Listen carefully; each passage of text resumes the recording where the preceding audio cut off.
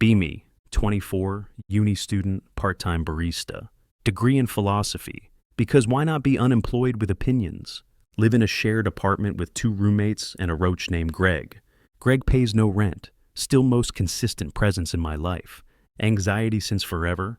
Diagnosed in high school, meds since 17. Panic attacks like surprise boss fights. Over stupid things. Walking into crowded rooms. Phone calls. Eye contact. Sometimes just existing wrong. Work at a small coffee shop. Hipster kind, exposed brick, overpriced matcha. Make okay tips. I mostly survive off espresso and playlists that sound like crying in French. Fake being chill with customers. But every shift is a performance. Mask on, smile loaded, voice steady. Then she shows up. First time, Thursday, 4:30 p.m. Messy backpack, chipped nail polish, reading Murakami. Orders a black coffee. No sugar, no milk, no hesitation. Respect. Comes back the next day. Same coffee, same seat by the window. I notice she sketches in the margins of her book. Cats, streetlights, a very angry-looking pigeon.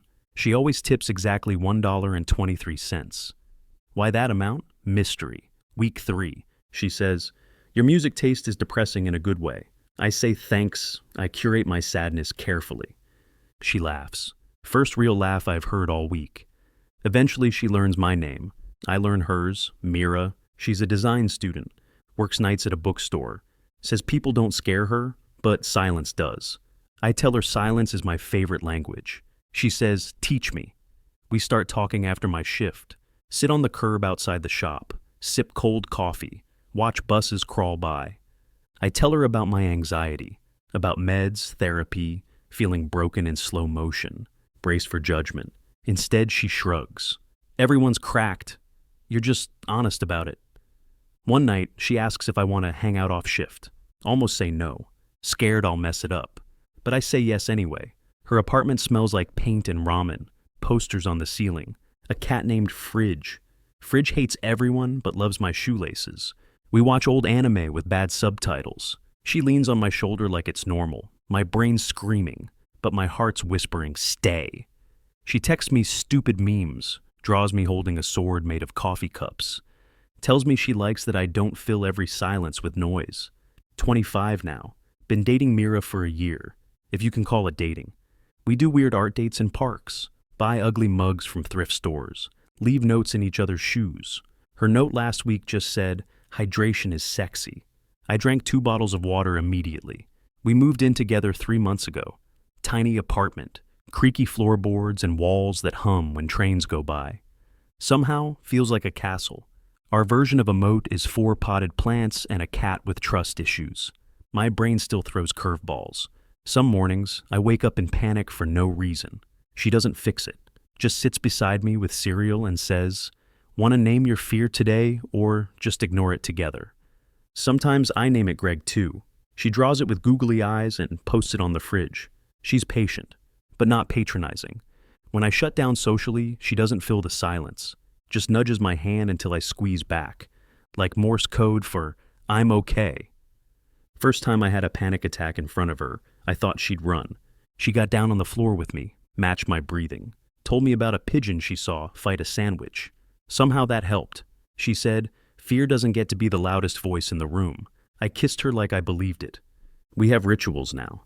Monday nights, blanket forts plus bad documentaries. Fridays equals grocery trip plus rating cereal mascots. Sundays, no phones, just pancakes and laying around. One Sunday I asked, "Is this what peace feels like?" She said, "No, this is just level 1. Wait till we get matching robes."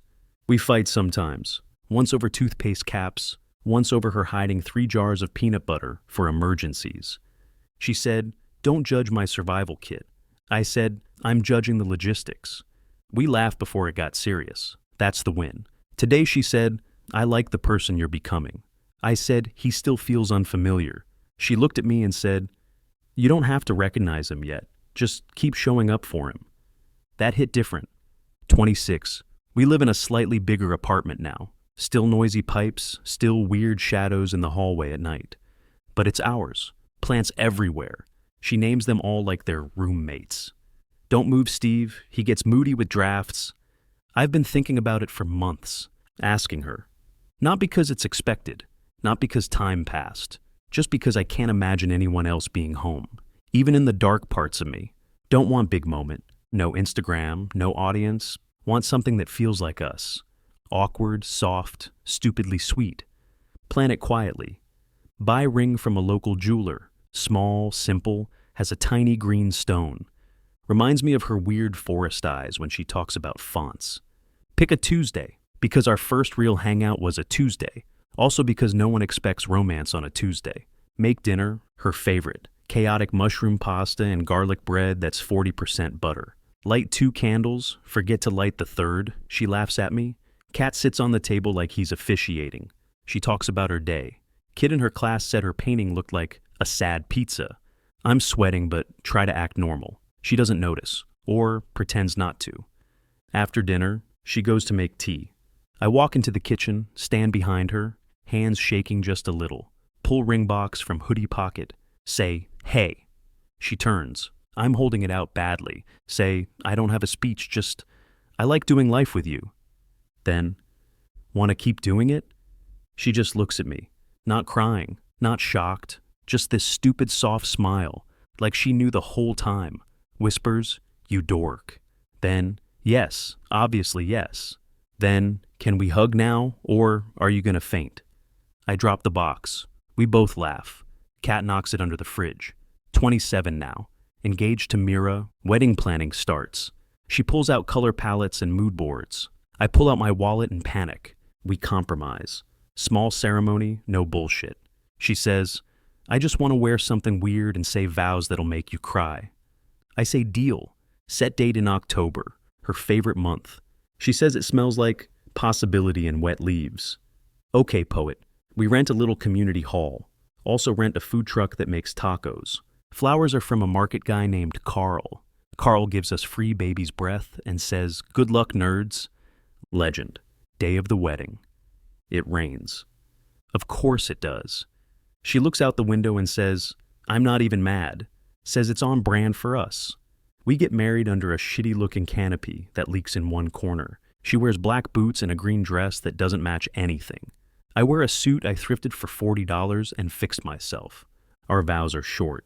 Hers, I like you even when you suck, which is love, probably. Mine, you make life quieter, and I didn't know it could be. We both tear up. Even the food truck guy claps. Reception is chaos. Our playlist is just songs we sent each other during early dates. Includes sad indie, 00's emo, and one sea shanty. Her aunt asks why there's a pirate song during dinner. Mira says, because I married someone who respects art, instead of cake. We have a donut tower. Someone puts a candle in one.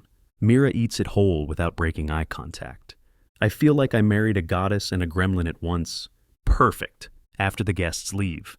We sit outside under the dripping canopy. Her head on my shoulder, rain still falling. She says, we actually did it. I say, we're just getting started. She says, shut up, that was corny. Then kisses me like it wasn't.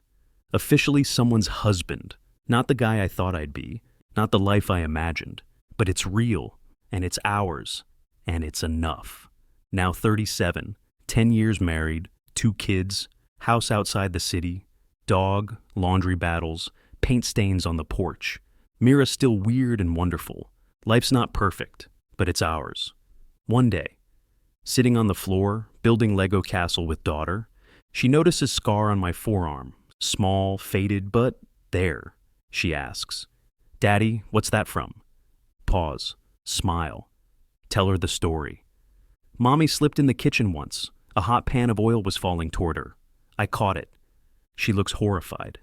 Did it hurt? I shake my head. Yeah, it did. But when it's someone you love, sometimes it doesn't feel like pain. She nods slowly. Okay. Later that evening, sudden scream from the other room. Drop everything, sprint. She's crying, hand red, clearly burned.